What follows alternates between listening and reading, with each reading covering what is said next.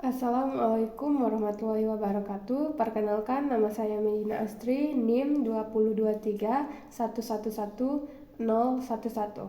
Akan mempresentasikan tugas dari mata kuliah Teori Pembekalan Magang dengan dosen pengampu Dr. Aswadijaya, MM, MPD. Materi yang akan saya sampaikan yaitu Project Management. Pengertian Project Management adalah proses merencanakan, mengorganisasi, melaksanakan, serta mengendalikan sumber daya untuk mencapai tujuan tertentu. Fokus utamanya ada 4 hal, yaitu waktu, biaya, mutu, dan ruang lingkup proyek. Manajemen proyek bukan hanya mengatur jadwal kerja, tetapi juga mencakup bagaimana setiap tahapan dilaksanakan agar tidak terjadi pemborosan sumber daya. Tujuannya agar hasil akhir sesuai ekspektasi stakeholder. Sebagai contohnya, ketika kita membuat seminar kampus, waktunya harus tepat, biaya terkontrol, kualitas acaranya bagus, dan topiknya sesuai kebutuhan peserta. Jadi, bukan sekedar mengatur jadwal, tapi juga memastikan semuanya berjalan efektif dan efisien.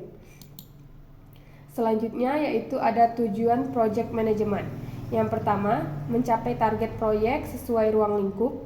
Yang kedua, mengendalikan biaya agar efisien. Yang ketiga, menjaga kualitas hasil. Yang keempat, mengatur waktu agar sesuai jadwal. Dan yang terakhir, mengurangi resiko kegagalan. Tujuan manajemen proyek adalah agar setiap aktivitas dalam proyek berjalan terarah dengan adanya perencanaan yang jelas. Tim dapat minimalisasi resiko seperti keterlambatan, pembengkakan biaya, atau hasil yang tidak sesuai standar.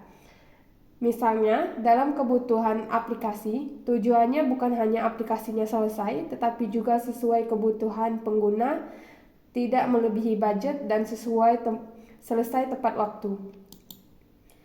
Ya, baik, selanjutnya yaitu adalah tahapan dalam project management. Yang pertama, initiation, menentukan tujuan, manfaat, dan ruang lingkup proyek. Yang kedua, planning, membuat rencana detail terkait jadwal, anggaran, sumber daya, dan risiko. Yang ketiga, execution, melaksanakan pekerjaan sesuai rencana yang sudah dibuat.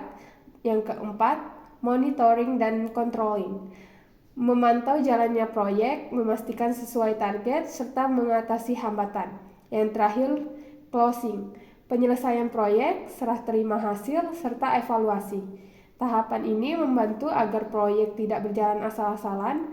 Proyek yang sukses untuk melalui siklus ini dari awal hingga akhir, agar semua aspek terdokumentasi dengan baik.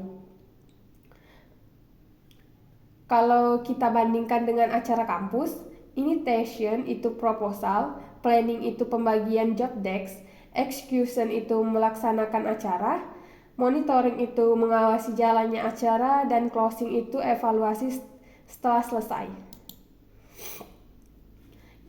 Selanjutnya, peran project manager. Yang pertama, koordinasi dengan pemimpin tim. Yang kedua, menentukan prioritas tugas dan jadwal. Yang ketiga, mengelola anggaran agar tidak membengkak. Yang keempat, menjadi penghubung antara stakeholder dengan tim. Dan yang terakhir, menyelesaikan konflik yang muncul. Project manager memiliki peran sentral dalam keberhasilan proyek. Ia bukan hanya pemimpin, tetapi juga problem solver.